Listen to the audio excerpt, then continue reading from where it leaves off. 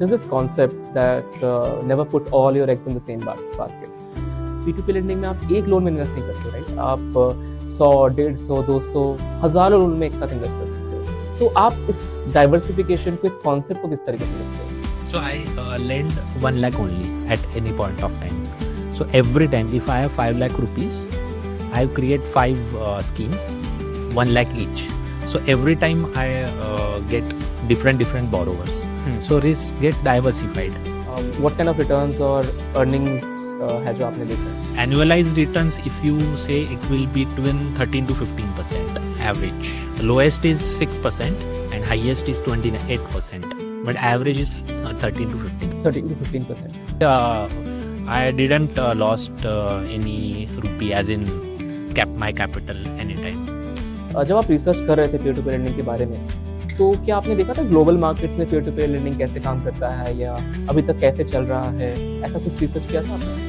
In western world, Europe, UK में ये concept बहुत ज़्यादा इवॉल्व है. यूएस में भी इवॉल्व है. चाइना में ये कॉन्सेप्ट नहीं चला जो मैंने रिसर्च किया था उसके हिसाब से. उसका रीज़न था क्योंकि जैसे इंडिया में या फिर यूएस में सेंट्रल बैंक कंट्रोल करती है बैंकिंग सिस्टम को, वैसे चाइना में उतना रेगुलराइज नहीं है. सो वहाँ पे मतलब ऐसे बोल सकते हैं ज़्यादा साहूकारी सिस्टम टाइप है. तो वहाँ पे उतना नहीं चला है, लेकिन वेस्टर्न वर्ल्ड में अच्छा चला है.